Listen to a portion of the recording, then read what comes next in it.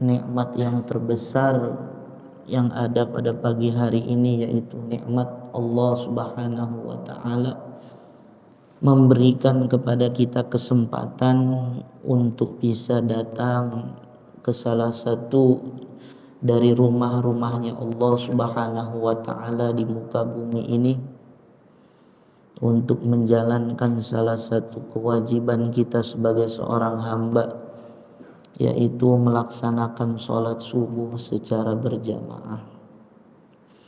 Ini adalah satu nikmat yang sangat besar.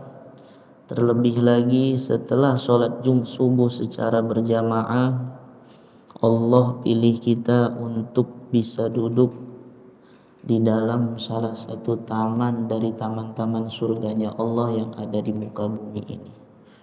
Maka mudah-mudahan kehadiran Bapak Ibu di masjid ini untuk sholat 5 waktu secara berjamaah, mobil khusus untuk sholat subuh secara berjamaah, dan dilanjutkan dengan ta'lim, mudah-mudahan ini semua menjadi sebab dimudahkannya langkah kita untuk menuju surganya Allah Subhanahu wa taala, menjadi sebab dosa-dosa kita diampuni, menjadi sebab dosa-dosa keluarga kita diampuni, dan menjadi sebab nanti akhirnya kita semua mati dalam keadaan husnul khatimah. Amin ya rabbal. Salawat bertangkaikan salam tak lupa kita hadiahkan kepada junjungan Nabi Agung Muhammad sallallahu alaihi wasallam beserta para sahabatnya, keluarganya, dan para pengikutnya yang senantiasa istiqomah menjalankan sunnah-sunnahnya, dan harapan kita bersama kelak kita akan dijumpakan dengan baginda Nabi Muhammad sallallahu alaihi wasallam dalam keadaan beliau ridha kepada kita. Amin ya rabbal. Bapak Ibu yang dirahmati Allah Subhanahu wa taala, sebelum memulai taklim kita di pagi hari ini, marilah kita sama-sama mengirimkan ataupun membaca suratul Fatihah, yang mana kita hadiahkan mobil khusus untuk saudara-saudara kita yang pada saat ini sedang diuji, tertimpa musibah, baik yang ada di dalam negeri maupun yang di luar negeri. Mudah-mudahan Allah Subhanahu wa taala angkat daripada derajatnya, yang masih hidup diberikan ketabahan, kesabaran, diberikan bimbingan untuk semakin dekat kepada Allah Subhanahu wa taala, dan mereka-mereka yang telah meninggal dunia dijadikan sebagai syuhada bagi umat muslimnya, dan mereka-mereka yang masih hidup Allah Subhanahu wa taala senantiasa berikan perlindungan. Dan juga untuk kita semua yang hadir di sini, mobil khusus untuk pengurus-pengurus Masjid Al-Muhajirin yang telah mendahului kita semua, jamaah yang telah mendahului kita semua, semoga Allah Subhanahu wa taala ampuni dosa-dosa mereka. Allah Subhanahu wa taala tempatkan di dalam tempat yang selayak-layaknya di kuburnya Allah Subhanahu wa taala, dan yang masih hidup senantiasa diberikan kesehatan, sehat walafiat, panjang umur, diberikan keberkahan dunia akhirat. Amin ya rabbal alamin. Ala hadhihi niyyah wa ala kulli niyatin shalihah wa ala ma nawaw bihi salafuna salih wa liqada'i hajatina wa hajatikum wa li shifai maradana wa maradal muslimin. Lillahi lahumul fatihah. A'udzu billahi minasyaitonir rajim. Bismillahirrahmanirrahim.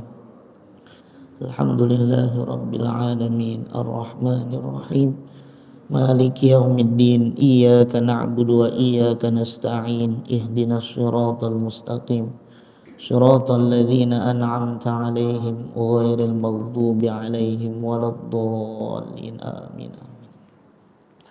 Bapak Ibu yang dirahmati Allah Subhanahu wa taala, hari ini kita akan membahas tentang babut ta'ziyah, bab mengenai takziah.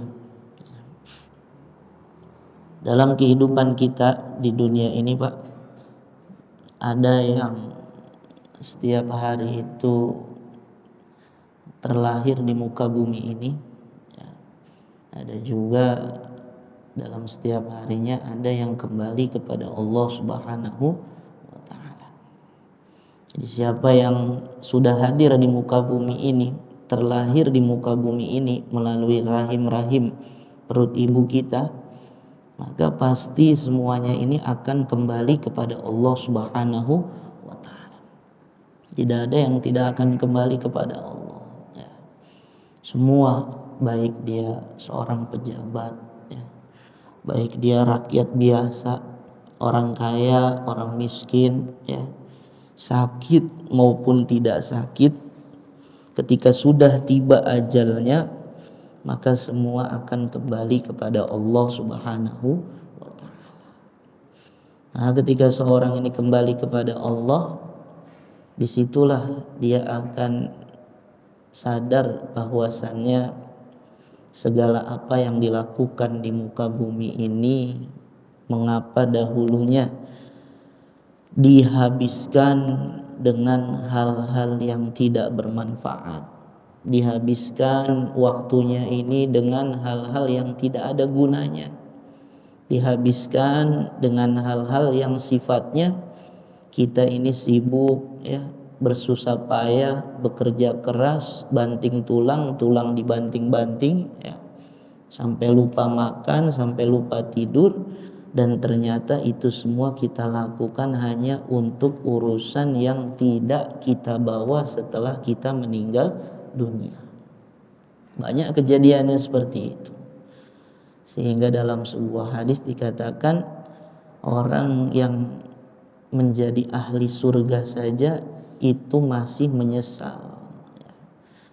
Laisa yatahassaru ahlul jannah. Tidaklah ahli surga itu dia menyesal.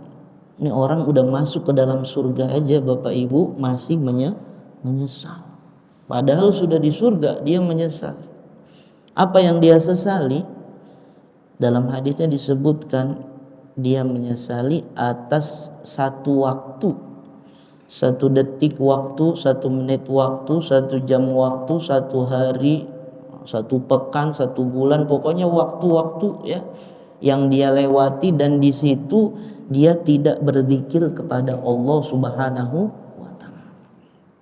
Ahli surga menyesal Pak.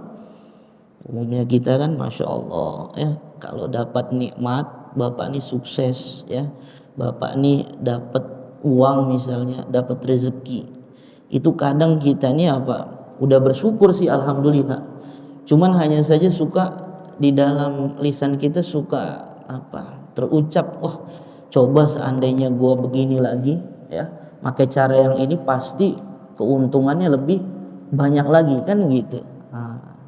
Ini ahli surga itu begitu Pak. Dia sudah berada di surga, tempat yang penuh dengan kenikmatan, Masya Allah. Sudah punya bidadari, ya, Masya Allah. Bidadarinya banyak Pak, Masya Allah. Satu ranjang itu ada 70 bidadari, Masya Allah. Banyak, ranjangnya beranjang-ranjang. Dan satu bidadari itu Pak, seandainya betisnya itu tersingkap, ya, betisnya itu tersingkap, ya, maka Masya Allah utara selatan ini akan apa? Akan menjadi redup semuanya, Masya Allah. Seandainya, ya, bekas daripada air liurnya ini jatuh ke muka bumi ini, maka niscaya seluruh air yang ada di muka bumi ini, di lautan, di sungai-sungai, itu rasanya nggak asin lagi Pak, semuanya akan menjadi manis. Pokoknya di surga ini nikmat betul, ya. Itu dia masih apa? Masih menyesal. Atas apa? Atas waktu yang dia lalui tanpa di dalamnya ini ingat kepada Allah Subhanahu wa Ta'ala. Maka kita bisa tarik kesimpulan bahwasannya Masya Allah, ada ibadah-ibadah itu yang sifatnya setiap saat, ya, yang sifatnya itu tidak mengenal waktu, ya, kapanpun, dimanapun, dalam keadaan apapun, Tidak mesti bersuci juga Pak ya, tidak mesti bersuci. Bapak kalau baca Quran megang mushaf enggak wudu dosa ya. Baca Quran ya tanpa berwudu dosa enggak? Ya enggak. Kalau baca Quran enggak, tapi megang mushafnya itu apa? Megang mushafnya itu menjadi dosa haram karena kita tidak suci. Tapi kalau baca saja dengan hafalan seperti itu ya. Atau sebagian ada yang bertanya, Ustadz baca melalui HP bagaimana hukumnya, kan begitu. Itu termasuk mushaf apa enggak? Maka ulama mengatakan kalau dalam HP itu dia enggak termasuk daripada mushaf karena itu bukan lembaran-lembaran, karena berkumpulnya ya pantulan-pantulan cahaya sehingga membuat apa? Menjadikan itu apa? Tulisan ataupun ayat-ayat daripada Al-Qur'an. Maka ada ibadah yang dia ini enggak mesti kita bersuci. Dalam keadaan kita ini Masya Allah tidur ya, sambil tiduran, sambil berbaring, sambil nyender, sambil jalan ya, dimanapun itu bisa kita lakukan ya, kecuali apa? Di Baitul Khola, kecuali kita di mana? Di WC Pak. Kalau di WC itu jangan nanti berzikir kepada Allah apa? Subhanallah, subhanallah, enggak boleh ya enggak. Berzikirnya bagaimana? Dalam hati ingat kepada Allah. Makanya kalau di WC, di toilet tidak boleh apa? Kita lama. Segera menyelesaikan daripada hajat kita, habis itu cepat-cepat keluar. Sebagian kita nih Masya Allah dalam WC itu apa? Mengambil keputusan di toilet. Punya masalah masuk ke dalam WC. Yang biasa ngerokok sambil ngerokok. Sambil apa lagi? Mikir. Wah, ini bagaimana nih? Ide-idenya. Habis itu nanti keluar dari WC sudah punya ide ya kan. Ini sebenarnya apa? Tidak diperbolehkan di dalam syariat agama kita, karena di WC ini adalah tempatnya siapa? Tempatnya para syaitan. Maka kembali lagi, ahli surga itu dia menyesal atas waktu yang dia lalui tanpa di dalamnya ini ingat kepada Allah. Sudah menjadi ahli surga aja kalau kata kita nih Pak, itu sudah alhamdulillah ya, Masya Allah. Kita kan nggak tahu nih ahli surga atau ahli neraka, tapi insya Allah kita ini semua harapannya menjadi ahli surga. Makanya ulama itu bikin syair yang biasa kita sering dengar ya, mungkin sebagian kita juga ada yang hafal apa? Ilahi lastulil firdau si ahla ya. Ilahi lastulil firdau si ahla. Ilahi ya Allah, lastu ya, saya ini bukan. Lastu itu bukan, saya bukan. Lastu ilahi lastulil firdausi ahla. Lil firdaus, untuk surga firdaus ahla. Maksudnya ahla itu apa? Ya, menjadi ahli surga firdaus. Kalau diterjemahkan secara bebas, ya Allah, saya ini bukan ahli surga firdaus. Saya ini bukan ahli surga ya Allah. Ilahi lastulil firdausi ahla. Wala aqwa ala naril jahimi. Saya ini ya untuk surga firdaus yang enggak cocok, tapi saya juga enggak kuat kalau harus dicemplungkan ke dalam neraka. Yang sering Bapak dengar tuh Pak, artinya itu wala aqwa ala naril jahimi, dan saya enggak kuat kalau harus masuk ke dalam neraka, dibakar di neraka nggak kuat. Masya Allah, kita kena api aja Masya Allah ya, kena knalpot aja Pak, kulit kita itu sudah ngelupas ya, apalagi ini api neraka. Masya Allah, api neraka tuh Pak itu 70 kali lagi lebih panas dari api dunia. Mungkin kita pernah ya menjenguk mereka yang apa terkena musibah, dengan musibah kebakaran, dengan luka bakar, kan seperti itu ya Pak ya. Masya Allah, itu saja itu sudah apa? Sudah begitu mengerikan kita melihatnya.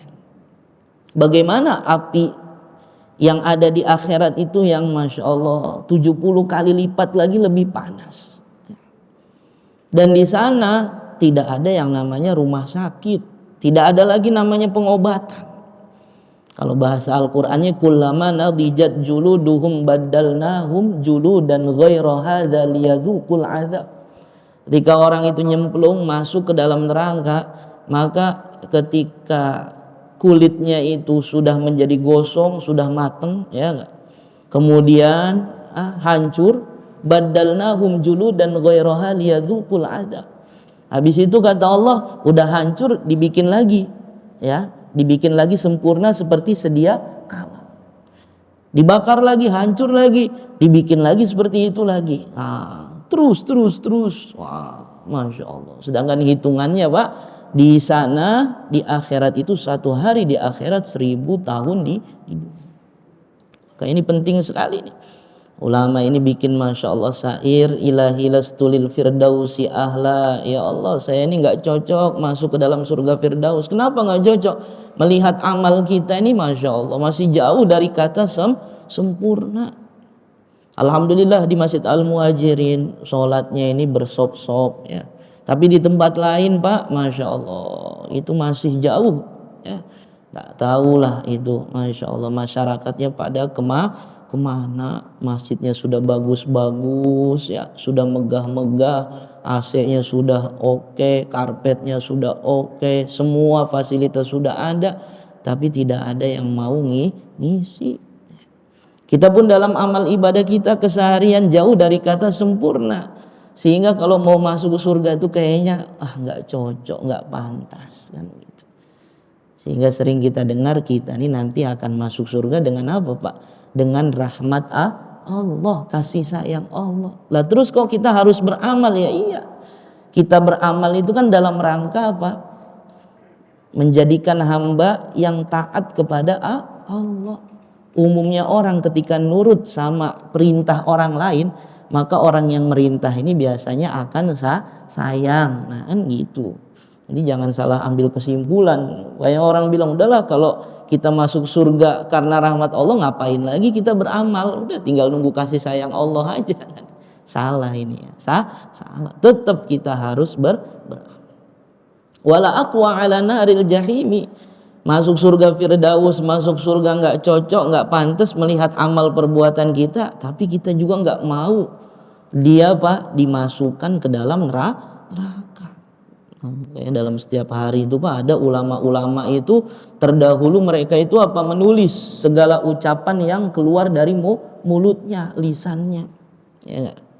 Seringkali kita nih masya Allah keluar dari lisan kita ini kata-kata yang menurut kita itu biasa.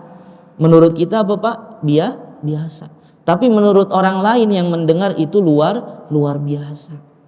Sehingga tidak jarang gara-gara yang namanya lisan ini satu dengan yang lainnya ini menjadi apa? Menjadi musuhan, menjadi terputus daripada tali silaturahimnya. Maka ini sangat penting sekali, ya. Sedangkan kita tahu bagaimana nerakanya Allah Subhanahu wa taala, sehingga setiap habis sholat, wabil khusus setiap ba'da subuh, ba'da sholat subuh dan ba'da sholat apa, Pak? Ba'da sholat maghrib itu kita dianjurkan, diperintah oleh Nabi untuk apa? Membaca doa. Apa doanya? Allahumma ajirni minan nar. Biasa kita bilangnya Allahumma ajirna, ya enggak? Kalau ajirni itu Bapak untuk diri sendiri aja, tapi kalau ajirna ini kita bareng-bareng, ya. Oke, kalau bisa hafal tuh, Pak, doa kita jangan yang ajirni tapi yang ajirna. Ya enggak? Allahumma ajirna minan nar, ya enggak? Terus apa lagi? Tadi kita doa kunut. Nah, kalau bisa hafalnya jangan yang Allahumma hdini, tapi Allahumma hdina fiman hadait. Ya, ya. Takut-takut apa, Pak? Takut-takut Bapak nanti jadi imam. Nanti misalnya di situ terbiasa kunut. Kalau Bapak kunut, ya, jadi imam, make Allahumma hdini fiman hadait, maka hukumnya menjadi makruh. Kenapa? Karena doain diri sendiri, sedangkan kita bareng-bareng ini doanya. Makanya Allahumma hdina. Nah ini setiap habis subuh, ya, bahkan kalau kita di Masjid Al-Muhajir ini setiap habis sholat dibaca yang namanya Allahumma ajirna ataupun ajirni minan nar. Kita ini minta perlindungan dari api neraka. Makanya ketika kita doa tuh Pak ya, zikir itu berusaha kita bayangkan Allahumma ajirna minan nar, ya Allah lindungilah kami dari neraka. Jadi jangan hanya apa lisan saja yang ngucap, tapi hati juga harus apa? Harus istihdor. Masya Allah. Kita benar-benar menghadirkan ya Allah itu neraka segitu seremnya, ya neraka itu dengan segala siksanya, dengan segala kepahitan, kepedihannya. Ya Allah, saya minta kepadamu untuk apa? Untuk dihindarkan daripada musibah tersebut, ya. Untuk dihindarkan daripada apa? Daripada siksa tersebut, ya. Kalau kita haus Pak, sekarang Masya Allah itu air minum banyak, ada air mineral, ada aqua, ada fit, ya, ada apalagi Gracia, ada Batavia dan yang lain-lain. Di sana ya menunya airnya itu hanya ada dua, apa? Yaitu darah ataupun nanah. Mungkin bisa di mix ya. Mau darah nanah mau enggak kan kayak gitu, Masya Allah. Makanannya apa Pak? Makanannya ketika ahli neraka lapar maka dikasih buah zakum. Buah zakum itu buah yang berduri. Ya Masya Allah. Kita nih kalau makan duren enak. Tapi makan kulit duren enak enggak Pak? Enggak enak. Megangnya aja kita nih udah aduh tajam nih kan gitu, Masya Allah. Apalagi itu dimakan nggak enak, tapi dalamnya enak. Nah di neraka itu kulitnya itulah yang dimakan, bukan dalamnya. Maka setiap habis sholat ketika kita doa Allahumma ajirna minan nar, Allahumma ajirni minan nar, itu hati kita itu Masya Allah berusaha menghadirkan daripada apa? Siksa-siksa tersebut, sehingga kita minta sama Allah itu betul-betul dari dalam hati. Bukan hanya sekedar astagfirullahaladzim, astagfirullahaladzim, la ilaha syarikalah, habis itu Allahumma ajirna minan nar, Allahumma ajirna, enggak. Tapi Allahumma ajirna minan nar, Allahumma ajirna. Betul-betul kita minta kepada Allah Subhanahu wa taala. Ya. Karena ada ayat Al-Qur'an wa im minkum illa wariduha. Siapa ya dari kalian kita semua ini dalam ayat itu disebutkan pasti akan mampir yang namanya ke dalam neraka. Nah ketika turun ayat ini sebagian sahabat Nabi itu Pak nggak bisa tidur dari malam sampai pagi nangis terus ya gak? Ditanya lagi kenapa kamu menangis, kata sahabat yang lainnya ya kan. Terus sahabat yang lagi nangis yang lagi sedih itu jawab, apa jawabnya Pak? Emang kamu nggak tahu ya tadi malam ada satu ayat turun yang bunyinya wa im minkum illa wariduha. Wah. Akhirnya dia nangis lagi, sedih lagi ya enggak. Ketemu lagi ada sahabat yang datang ngelihat lagi, kenapa kamu sedih? Emang apa yang terjadi bla bla bla bla. Diceritakan lagi, emang kamu nggak tahu ada satu ayat turun wa im minkum illa wariduha. Akhirnya nangis lagi terus akhirnya para sahabat semuanya menangis. Bayangkan setiap kita ini akan mampir ke dalam nerakanya Allah Subhanahu wa taala. Maka di situ ulama dalam penafsirannya beda-beda. Ada yang memang kita ini semua pasti akan masuk ke dalam neraka. Tapi ada orang-orang yang dia masuk ke dalam neraka tapi dia tidak terbakar. Di antaranya siapa? Orang-orang yang di dalam hatinya ada Al-Quran 30 juz itu. Ya. Maka Bapak bersyukur kalau punya anak ataupun punya cucu yang hafal Al-Quran 30 juz kemudian diamalkan. Nah, sering ya. Ustadz menyampaikan kalau bisa ada dari keturunan kita Pak satu ya minimal itu satu lah anak ya ataupun cucu kita apapun dari keturunan kita itu minimal ada satu yang hafal daripada Al-Quran itu minimal. Sekarang anak udah gede semua Ustadz ya cucu juga udah pada gede semua ya udah di bawahnya lagi terus. Bagaimana kita targetkan doa sama Allah nangis. Karena ini sebagai apa? Investasi terbesar untuk akhirat kita. Nah, maka ini Masya Allah ketika mendengar ayat ini para sahabat radhiyallahu ajmain mereka bersedih. Maka dalam kita berdoa kita hadirkan ya apa yang kita doa ini kita sebisa mungkin faham daripada maknanya. Allahumma ajirna minan. Maka ini penting sekali Pak. Maka inilah ya kehidupan kita sebagai seorang manusia. Nanti ahli surga itu Masya Allah dia masih menyesal karena apa? Tadi ada waktu yang dia lalui tanpa di dalamnya ingat kepada Allah Subhanahu wa ta'ala. Padahal itu sedikit aja itu Pak waktunya yang dia lalui tanpa ingat kepada Allah, tapi masih menyesal. Nah, Masya Allah. Makanya ulama yang bikin syair itu ya, ilahi lastulil firdausi ahla wala aqwa ala narin jahimi. Ya, kita nggak cocok untuk masuk surga firdaus, tapi juga nggak kuat ketika harus masuk ke dalam neraka jahanam. Maka apa lanjutannya? Fahabli taubatan, ya, waghfir dzunubi. Maka ya Allah karuniakanlah kepada kami apa? Kekuatan agar bisa bertaubat.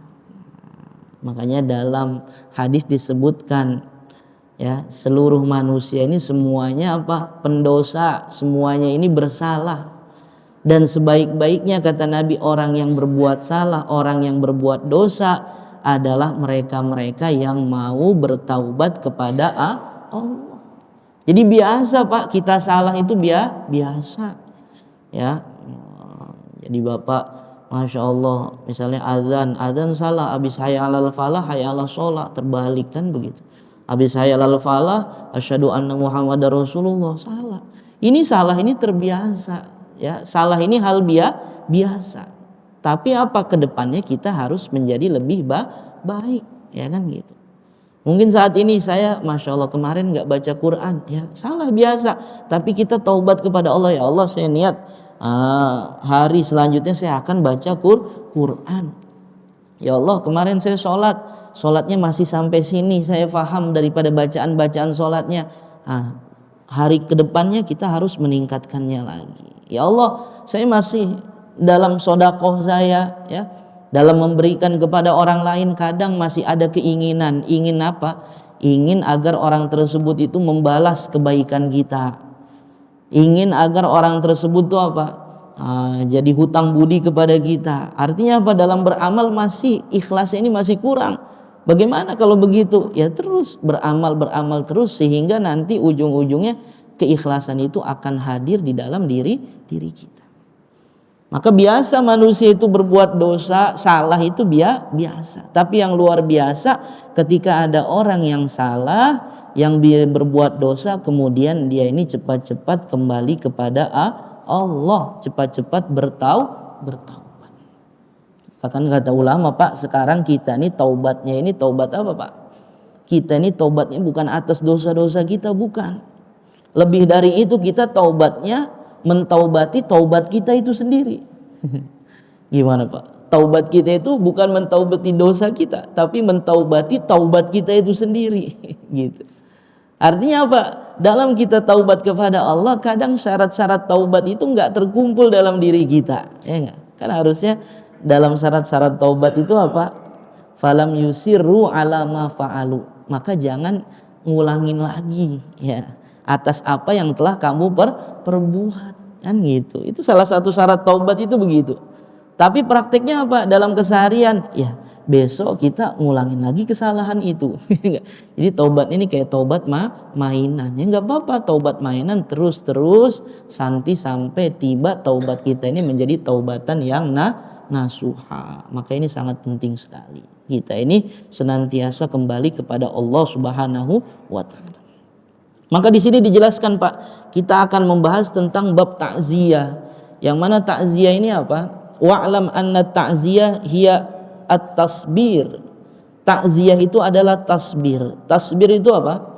Yaitu membuat ataupun menjadikan orang yang terkena musibah ini menjadi sedikit lebih terhibur. Takziah itu apa Pak? Menjadikan orang yang terkena musibah ini dia untuk bisa bersabar. Artinya dengan kita datang ke rumahnya, kita sampaikan di dalam takziah kita, yang sabar ya, yang tabah ya, kan gitu. Mudah-mudahan saudara kamu misalnya kan diterima di sisi Allah Subhanahu wa taala. Kamu sekeluarga juga mudah-mudahan sabar, diberikan ketabahan dan diberikan pengganti yang lebih baik seperti itu, ya. Jadi takziah itu. Kemudian juga takziah di sini kata Imam Nawawi yaitu apa? Dia menghibur daripada sahibul musibah, sahibul mayit. Ya, ada orang meninggal dunia, entah suaminya, entah istrinya, entah anaknya. Maka mereka yang masih hidup kerabatnya dengan kedatangan kita itu, Pak, kita ini dengan apa? Dengan ada niat dalam hati kita untuk menghibur orang tersebut, ya, menguatkan hatinya supaya jangan berlarut dalam yang namanya kesedihan. Wa yukhaffif huznahu katanya. Jadi meringankan daripada kesedihannya. Wa hiya mustahabbatun, itu hukumnya sunnah. Jadi takziah itu apa? Hukumnya sunnah. Ada orang meninggal dunia, Pak, maka sunnah kita untuk takziah. Kalau masih hidup dibilangnya apa? Silaturahim kepada sesama yang masih hidup. Kalau silaturahim kepada orang yang meninggal dibilangnya apa, Pak? Dibilangnya ziarah, ya enggak? Tapi kalau silaturahim kepada orang yang meninggal dunia, namun di situ juga ada apa? Ada masih orang-orang yang hidup. Jadi misalnya ada orang yang meninggal gitu, nah itu namanya bukan silaturahim, namanya takziah. Tapi di dalam takziah itu nanti terkumpul makna-makna yang lainnya. Jadi takziah itu termasuk juga di dalamnya ini ada apa? Amar ma'ruf nahi mungkar, saling ajak mengajak dalam kebaikan dan mencegah kemungkaran. Kadang kita datang misalnya bertakziah, ada seorang istri yang ditinggal sama suaminya. Tidak jarang kita lihat sampai ya istri tersebut sampai nangis-nangis, sampai teriak-teriak, ya kan gitu. Dengan kedatangan kita bilang yang sabar ya. Nah, berarti ini kan sudah amar ma'ruf, mengajak kepada kebaikan. Kenapa? Dalam hidup ini kita biasa yang namanya tertimpa musibah itu hal biasa. Ada aja cobaan dalam hidup.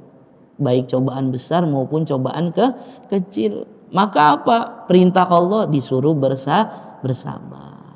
Habis itu misalnya sebagian ada, kalau dalam hadis itu kan disebutkan wanita sampai mengacak-ngacak rambutnya, teriak-teriak, nggak karuan.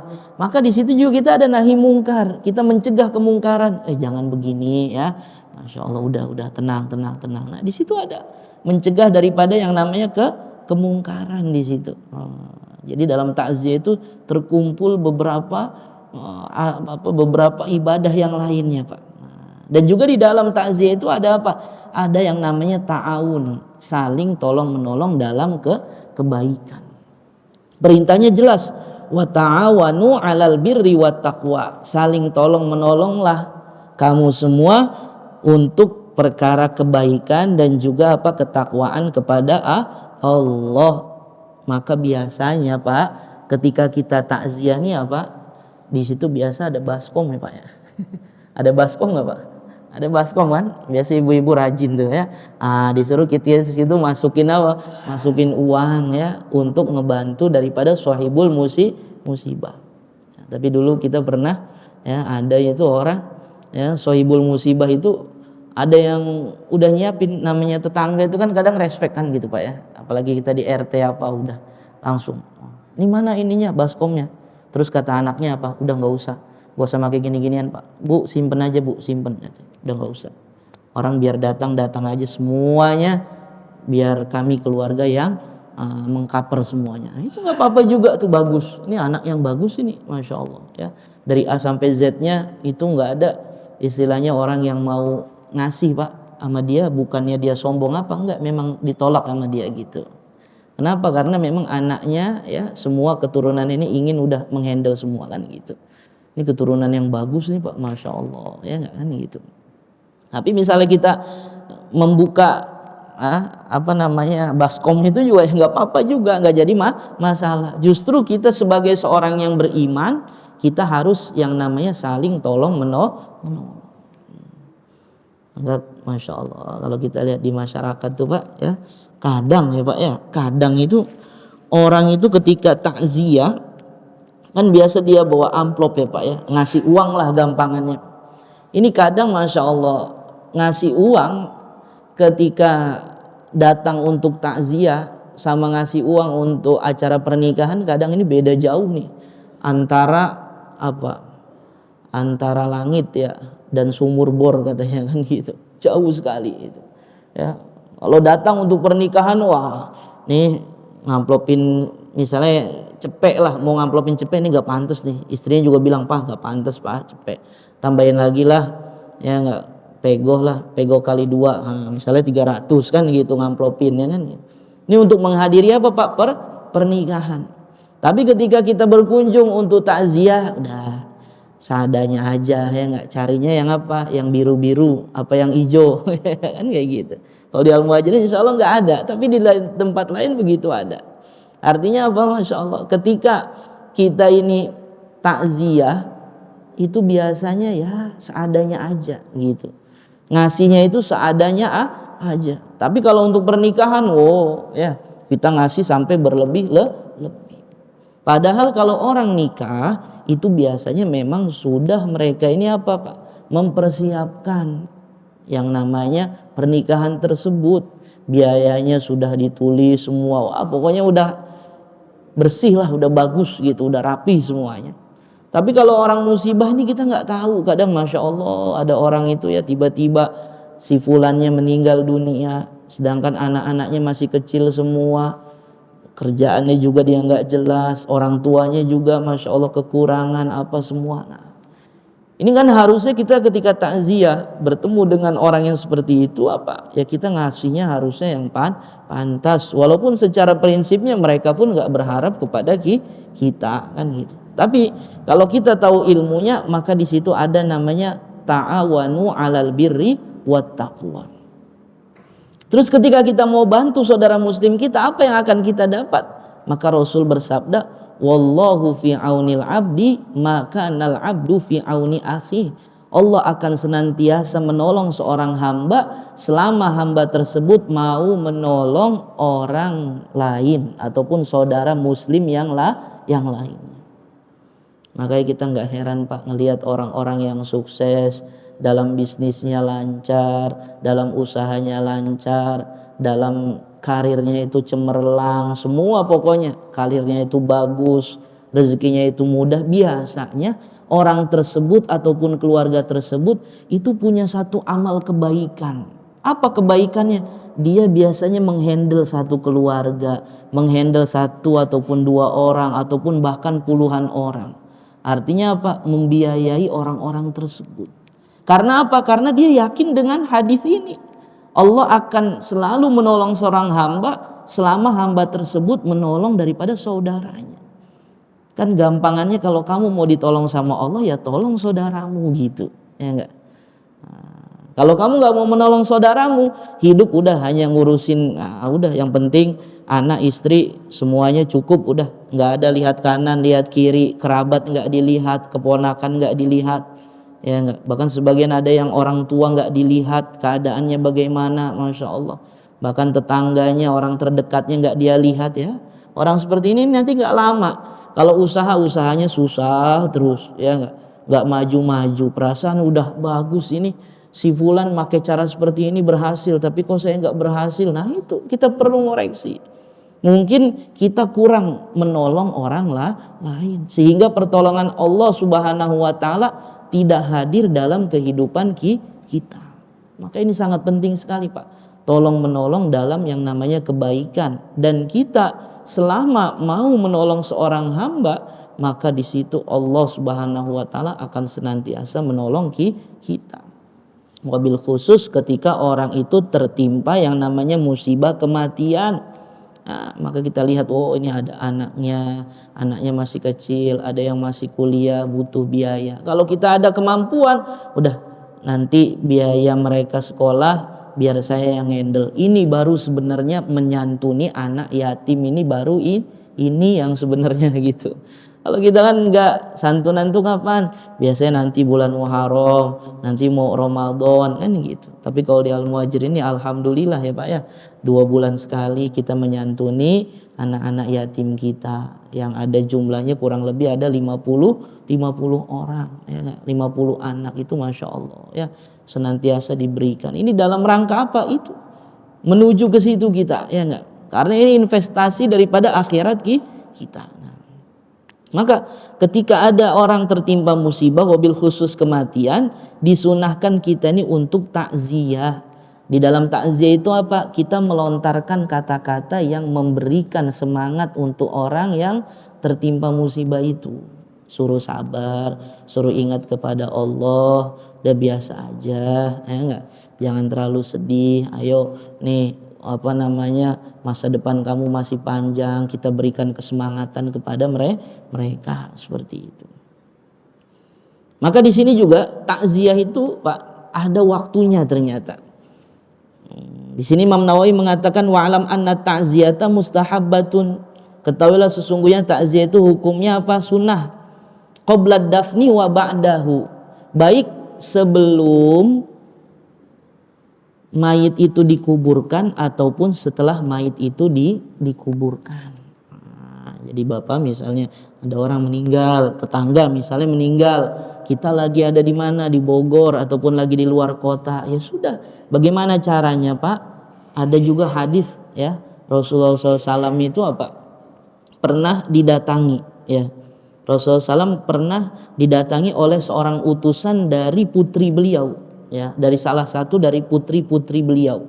Jadi ada salah satu putri beliau mengutus utusan kepada Rasulullah Shallallahu Alaihi Wasallam dan memberi kabar kepada apa?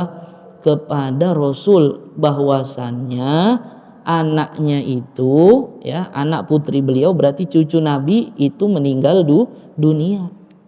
Maka Rasulullah SAW mengatakan kepada utusan tersebut, pulanglah kamu ke sana dan kabarkan kepada salah satu dari putri aku ini, kata Nabi, sesungguhnya annalillahi ma akhadha. Sesungguhnya apa Pak? Memang semua yang ada di muka bumi ini semuanya milik Allah. Namanya seorang yang memiliki, maka dia bebas mau ngambil barangnya itu kapan saja. Nah, gitu kan. Walahu ma'ata, dan Allah juga memiliki kekuasaan untuk apa? Untuk menghadirkan, memberi kepada seseorang sesuai kehendak Allah. Ya. Ini gampangannya, ada orang meninggal, ada orang lahiran gitu Pak ya. Kan kadang udah nikah, ada yang sebagian belum dikasih belum dikasih daripada keturunan. Ini juga terserah Allah. Dia udah usaha, udah nikah ya, sudah main kuda lumping dan sebagainya, udah berobat, udah ikhtiar, tapi belum dikasih sama Allah, ya memang itu kehendak Allah. Ada juga orang sehat ya, tiba-tiba meninggal, sakit gak mati-mati Pak ya kan. Ada orang udah di ICU tuh, Masya Allah, pindah dari rumah sakit ini ke rumah sakit itu, di ICU lagi sampai sebulan 2 bulan, tapi kalau belum ajalnya gak mati-mati. Tapi ada yang biasa-biasa tiba-tiba mati. Nah ini semua kuasa Allah Subhanahu wa ta'ala. Maka Nabi mengatakan kepada utusan itu, wa kullu syai'in indahu bi ajalin musamma. Semua itu ada catatannya. Sudah ada catatannya. Maka kata Nabi, tolong sampaikan kepada salah satu dari putriku tuh untuk bersabar dan mengharap pahala atas musibah yang menimpanya. Gitu. Jadi maksudnya apa nih Pak? Ketika kita ini ada tetangga misalnya, ada orang terdekat kita meninggal dan kita nggak ada di situ, maka nggak jadi masalah. Takziah kita awali dengan apa?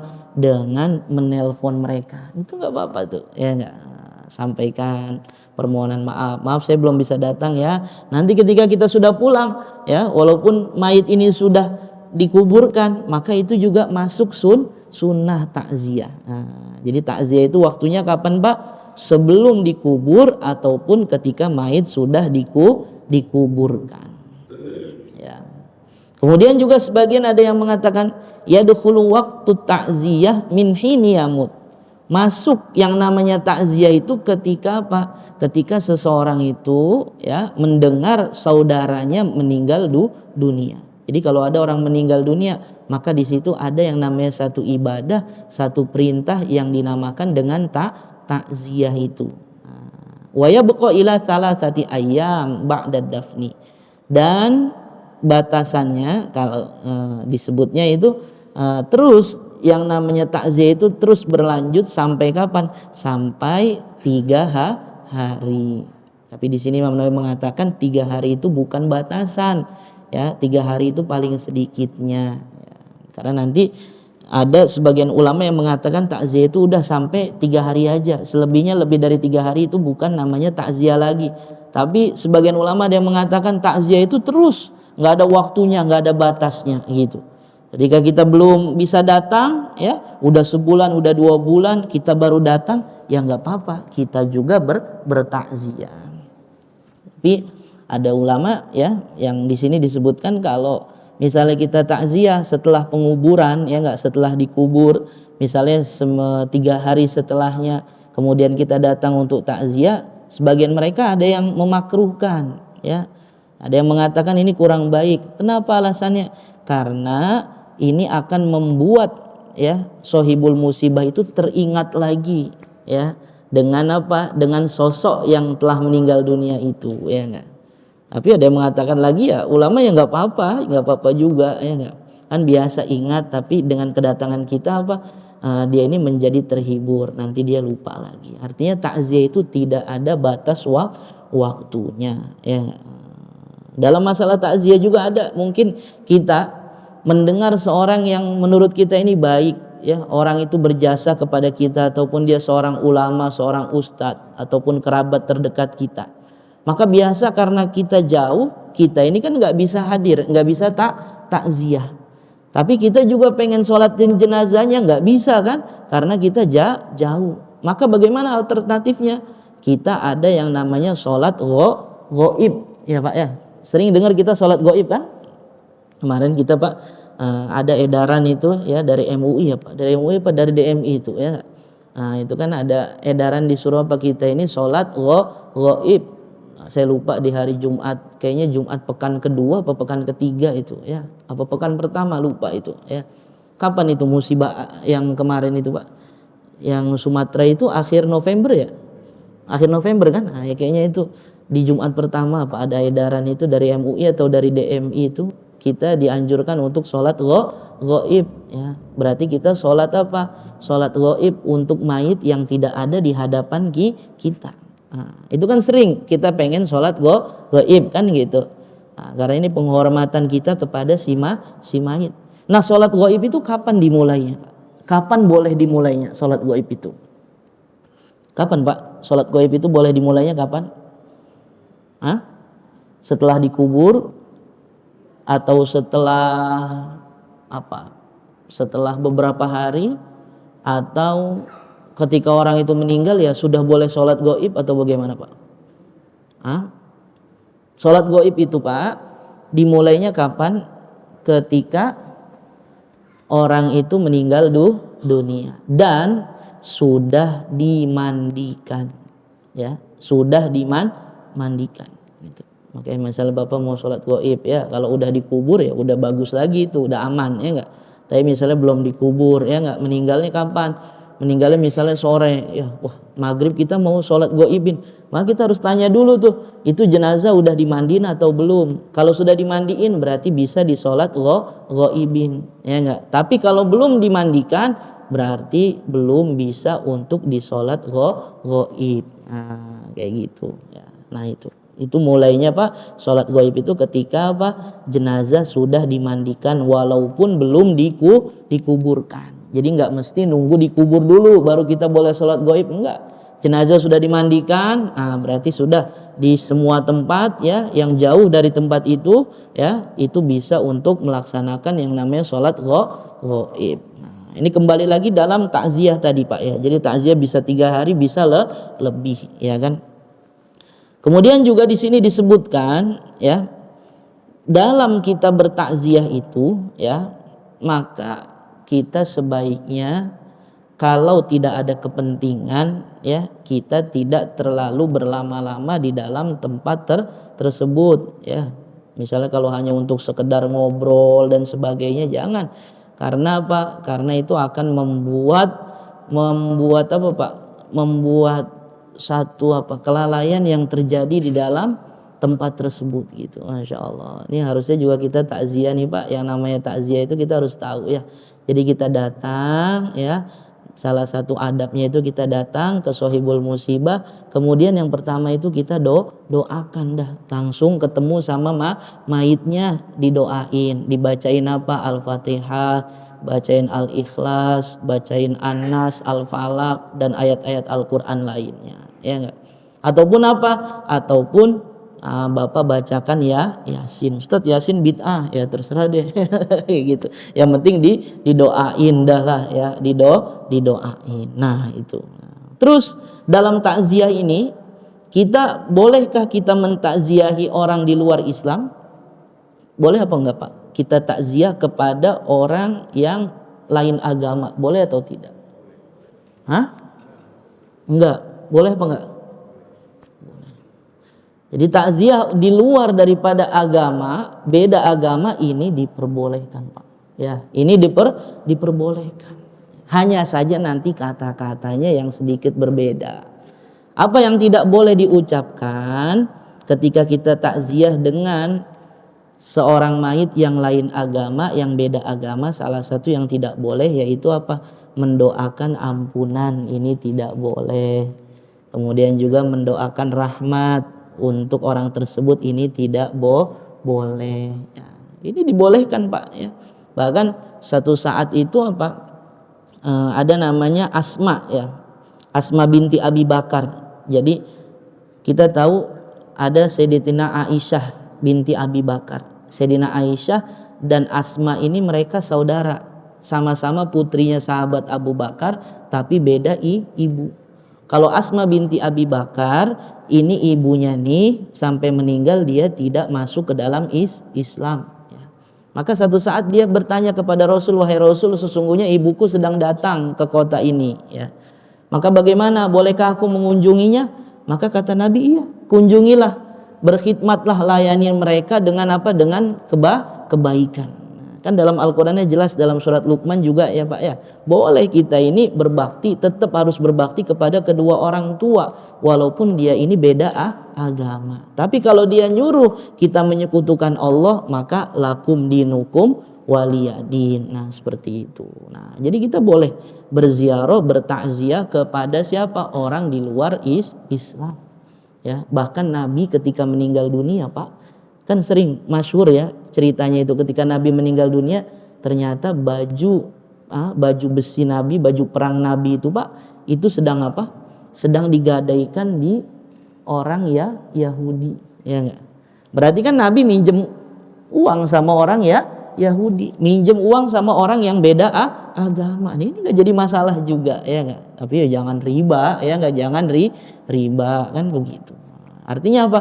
Dalam keseharian kita, ya, mereka-mereka yang di luar agama, selama mereka itu tidak ngotak-ngatik agama kita lah, selama mereka tidak memerangi kita dan tidak mengeluarkan kita dari tempat kita, maka di situ kita harus memperlakukan mereka ini sama seperti saudara muslim kita, sama seperti yang lainnya. Hanya saja tetap ada batasannya. Lakum dinukum waliyadin. Ini kan sebentar lagi nanti nih kan, selamat apa nih, tanggal 25 ya kan. Udah, Bapak lakum dinukum waliyadin.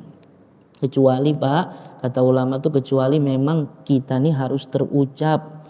Misalnya Bapak kerja sebagai seorang atasan harus mengucapkan, ya nggak apa-apa, diucapkan, habis itu istighfar. Tapi niatnya nggak ada niat untuk apa? Membenarkan hal tersebut, enggak kan gitu. Udah hanya sekedar mengucapkan. Kalau memang kita ini tertuntut untuk mengucapkan. Tapi kalau kita nggak nuntut apa namanya untuk mengucapkan, ya udah, nggak usah biar viral ini saya harus mengucapin, ya nggak usah, jangan begitu. Ya Pak, ya. Insyaallah, Pak, ya. Nah, ini jadi takziah itu seperti itu. Secara ringkasnya kita datang mengunjungi daripada keluarga mayit, baik sebelum dikubur ataupun setelah dikubur, ataupun kita nggak bisa datang, takziah melalui handphone, melalui HP, telepon dia, berikan kesemangatan, kasih ingat dia untuk kembali kepada Allah Subhanahu wa taala, suruh sabar tabah, ya enggak? Membahagiakan mereka, menghibur mereka, ya enggak? Dan mengatakan bahwasanya ini semua udah takdir dari Allah Subhanahu wa taala. Nah, itu seperti itu. Dan juga takziah itu diperbolehkan kepada orang yang di luar Islam, terlebih lagi sesama kita kaum muslimin. Maka semoga Allah Subhanahu wa taala berikan kepada kita pemahaman dan bisa kita amalkan dalam kehidupan kita sehari-hari. Amin ya rabbal alamin. Cukup Pak ya? Ada yang ingin bertanya mungkin? Ada? Ada pertanyaan? Itu kita laksanakan setelah orang itu dikebumikan, dimandikan tadi. Nah, bagaimana kita sholat gaibnya orang yang kita tahu, misalnya yang kena musibah, tahu mati dia tahu enggak, gimana kita menyolatkan itu? Jadi apa namanya? Tadi sholat gaib itu kapan dimulainya Pak? Ketika seorang mayit itu sudah dimandikan. Terus bagaimana ketika ada orang yang tertimpa musibah, misalnya tenggelam ya dan sebagainya, ya enggak? Maka kita tunggulah ya enggak? 1 hari ya enggak? 1 hari 1 malam kita tuh tunggu ada enggak kejelasan, kan begitu. Ada enggak kejelasan. Kalau tidak ada kejelasan, kita sudah bisa untuk sholat gaib. Seperti saudara-saudara muslim kita ya yang tertimpa musibah itu, yang hanyut apa kan, itu semua apalagi mereka itu dikuburkan secara massal. Udah ya enggak, kita ketika sudah ada dikebumikan, ada kabar dikebumikan, itu mereka sudah ketemu dan sebagainya, itu kita sudah bisa sholat gaib. Karena itu kan kalau yang terjadi seperti di Aceh itu kan dia secara berangsur ya, ditemukannya itu secara berangsur gitu, nggak berbarengan. Mereka semua ketika sudah dikuburkan kita boleh untuk untuk sholat gaib karena sudah jelas atas kabar yang namanya kematiannya seperti itu ya. Tapi kalau misalnya dia meninggal yang nggak kena musibah, biasa-biasa aja di rumah, kita harus cari tahu, oh di sana udah udah dimandiin belum ya enggak. Kalau sudah dikuburkan apalagi itu lebih mudah ya enggak, udah jelas berarti sudah boleh kita untuk mensolatkan jenazah tersebut dengan gaib. Salat gaib tahu ya Pak ya? Salat gaib itu kan sama seperti salat jenazah, hanya saja bedanya dia itu mayatnya tidak hadir kan gitu, tidak hadir di hadapan kita, makanya disebutnya gaib. Saya niatnya itu saya niat sholat ya untuk untuk mayit, tapi mayitnya yang gaib, yang enggak hadir dengan 4 takbir karena Allah Subhanahu wa taala. Takbir 4. Allahu Akbar. Takbir pertama baca apa Pak? Al-Fatihah. Yang kedua baca apa? Sholawat. Yang ketiga baca apa? Doa ampunan. Allahumma ghfir lahu ataupun Allahumma ghfir laha kan gitu. Yang ketiga apa? Allahumma la tahrimna ajroha ataupun ajrohu. Habis itu langsung assalamualaikum warahmatullahi wabarakatuh. Kalau dalam mazhab Syafi'i sampai assalamualaikum warahmatullahi wabarakatuh. Kemudian assalamualaikum warahmatullahi wabarakatuh. Misalnya ada orang, Ustaz assalamualaikum warahmatullahi enggak ada wabarakatuh, ya enggak apa-apa ya enggak. Jadi masalah, yang penting takbirnya ini harus ada 4 ya enggak, takbirnya harus ada 4 karena ini termasuk rukun ya. 4 takbir ini termasuk daripada rukun. Kalau bagaimana kalau kita tidak mengetahui apakah orang itu serombongan orang meninggal nih, kayak yang musibah yang kemarin, ada yang lain agama, kita bagaimana menyolatkannya itu? Apakah kita sebutkan bahwa kita menyolatkan orang muslim atau semuanya aja? Iya. Jadi kalau kita namanya menyolatkan itu kan, maka di situ ya terkhususnya untuk yang muslim aja gitu. Jadi dengan kita niat untuk mereka-mereka yang meninggal ya, yang tertimpa musibah di mana di Aceh, di Sumatera lah dan sebagainya, di lain tempat, maka itu ya sudah, namanya kita menyolatkan itu pastinya untuk orang-orang yang beragama Islam ya. Kalau mereka-mereka yang di luar agama Islam ya kita nggak nyolatin mereka, walaupun namanya musibah itu Pak, itu mengenai siapa aja Pak ya. Makanya ini ada juga hadis tuh Aisyah, mungkin saya pernah sampaikan atau belum ya. Aisyah itu ditanya oleh Rasulullah SAW bertanya kepada Aisyah, wahai Rasul, apakah musibah itu akan datang kepada satu tempat, sedangkan di tempat itu ada orang-orang yang soleh, ya. Kalau kata kita ada pesantren, ada kiai di situ, ada ustadz dan sebagainya. Maka kata Nabi, iya, musibah itu akan turun di mana saja, walaupun di situ ada seorang kiai, ada ustadz, ya, ada pesantren, ada orang solehnya dan sebagainya, gitu. Kapan kata Nabi? Ketika kemaksiatan itu sudah merajalela. Nah, kemaksiatan ketika sudah merajalela.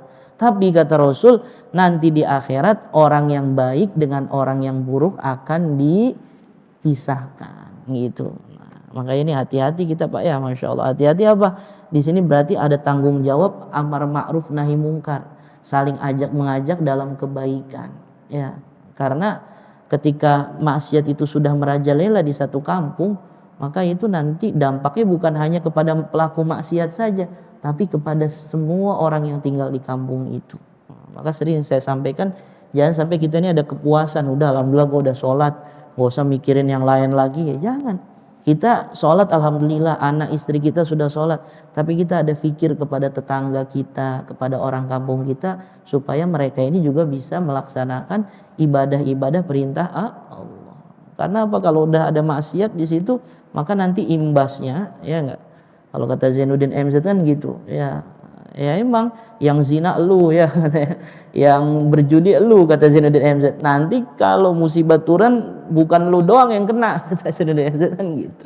Semua kita terdampak. Maka ini pentingnya kita ini saling ajak mengajak dalam kebaikan. Insyaallah Pak ya. Al-Fatihah.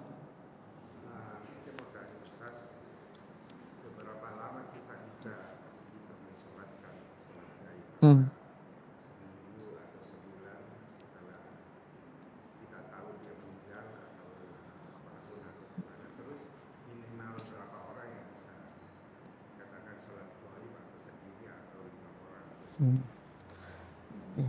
Jadi untuk batasan Pak ya, dalam sholat gaib ini tidak ada batasannya. Dia sama seperti tadi itu takziah itu ya, istilahnya sampai kapanpun itu kita bisa bertakziah kan gitu ya. Nah, ini yang terjadi nih Pak, orang melaksanakan sholat gaib ini kalau nggak ada hubungan yang yang erat banget itu jarang sekali nih kan gitu. Tapi alhamdulillah ini ada pertanyaan itu bagus ya, dan itu tidak ada batasnya. Misalnya orang udah meninggal udah 10 tahun yang lalu apa, ya nggak apa-apa kita sholat gaib ya nggak. Ini sebagai apa? Sebagai penghormatan diri kita terhadap si mayit itu gitu. Diri kita terhadap si mayit. Dan ketika melaksanakannya sama, itu bebas, mau sendiri kita boleh, jadi nggak harus misalnya berjamaah gitu, nggak harus ya.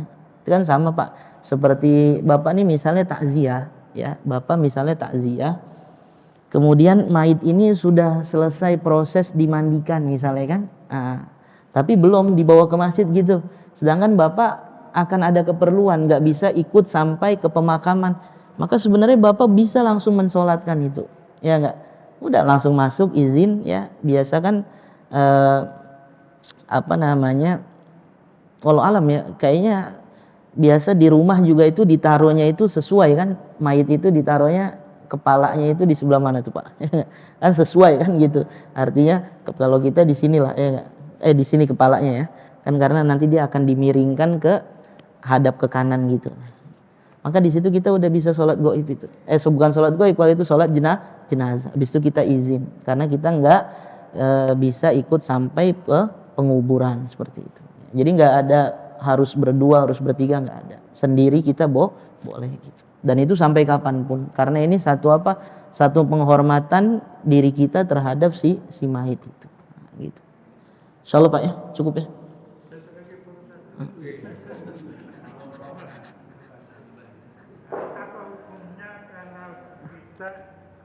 Orang itu disolatkan berkali-kali. Kita lihat pagi dari orang yang siang orang itu sampai dia dikubur berkali-kali gitu. Ya. Ya hukumnya bagus, boleh, diperbolehkan. Itu menandakan Masya Allah banyak yang mendoakannya itu Pak ya, banyak mendoakan. Kadang kadang kita nih ketika takziah ini kadang kan kita sebagian kita nggak paham ya. Harusnya kita yang tadi sampaikan itu boleh kita nyolatin gitu loh, walaupun belum disolatin di masjid misalnya kan. Umumnya kita namanya disolatin nantilah pas dibawa ke masjid tuh baru disolatin gitu bareng-bareng kan langsung ya enggak. Tapi harusnya kita kalau kita pribadi kayak tadi disebutkan misalnya mau ada keperluan apa kita tahu, karena itu salah satu adab-adabnya gitu tuh. Kalau jenazah udah siap, wah kenapa kita nggak nyolatin langsung udah kan gitu. Nanti ada orang lagi kan datang lagi, sholatin lagi, nah gitu. Ini juga pelajaran bagi apa Pak? Bagi sohibul musibah. Sebenarnya paling bagus tuh ketika ada orang udah meninggal nih Pak ya, maka secepatnya itu dimandikan. Secepatnya itu dimandikan. Karena ada beberapa tempat tuh dia udah mandiinnya nanti aja. Misalnya meninggal sore nih, itu kan harusnya malam itu sudah dimandikan. Nah, enggak. Kenapa maksudnya sudah dimandikan? Satu juga sebagai penghormatan untuk si mayit. Nanti takutnya kan bau dan sebagainya. Tapi kalau udah dimandiin ini kan udah seger lah gitu. Nah, ketika sudah dimandiin, maka orang yang takziah ini dia bukan hanya bisa membacakan doa saja, tapi di situ dia berkesempatan untuk apa? Untuk menyolati gitu.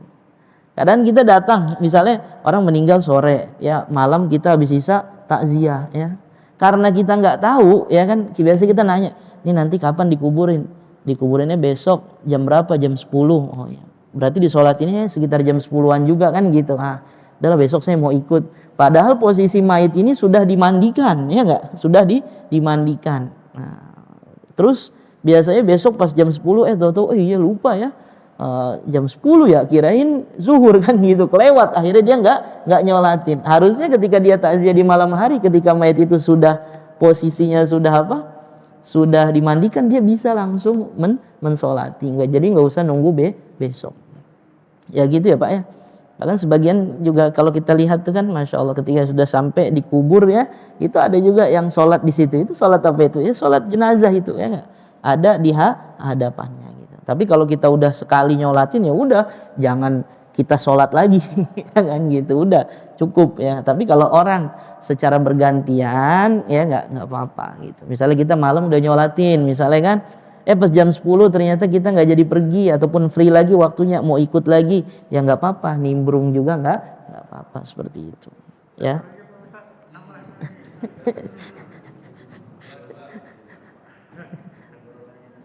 Menunda menguburkan mayat. Dia meninggal pagi ini, seharusnya kan bisa lohor di bumi kan. Iya. Tapi oleh karena anaknya ada di luar negeri, datang besok aja. Apakah hukumnya itu? Boleh nggak? Nah itu juga ya Pak ya. Jadi masalah untuk menunda penguburan. Jadi sebaik-baiknya itu mayit itu memang secepatnya untuk dikuburkan. Karena dia ini kalau dia orang yang soleh itu pengen cepet-cepet dapat dapat nikmat dari Allah, dapat balasan dari Allah kan gitu. Tapi kita dalam ya sesama manusia ini kan kadang ya itu anak masih jauh ya, dan ini. Maka itu nanti tinggal dilihat aja ya. Sebagian ada yang mengatakan jangan lewat daripada 2 waktu sholat itu, ya enggak?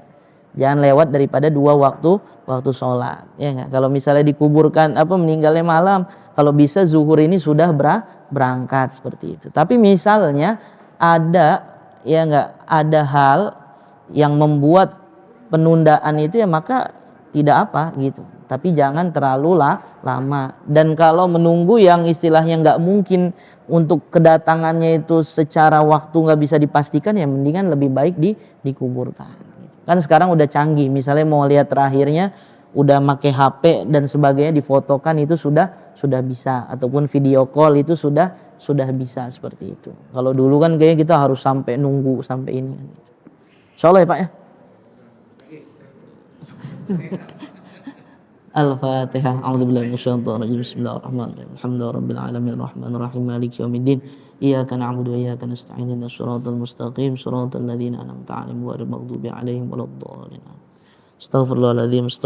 Allahumma shalli ala sayyidina Muhammad sallim wa radiyallahu tabaraka wa ta'ala an kulli sahabati Rasulillahi ajma'in. Alhamdulillahirabbil alamin hamdan yuwafi ni'amahu yukafi mazidah. Ya rabbana dhalamna anfusana wa illam taghfir lana wa tarhamna lanakunanna minal khasirin. Allahumma anfa'na bima 'allamtana wa 'allimna ma yanfa'una wa zidna ilman. Rabbana hab lana min azwajina wa dhurriyyatina qurrata a'yun waj'alna lil muttaqina imama. Rabbana atina fid dunya hasanah wa fil akhirati hasanah wa qina adzabannar. Walhamdulillahi rabbil alamin. Akhirul kalam. Assalamualaikum warahmatullahi wabarakatuh.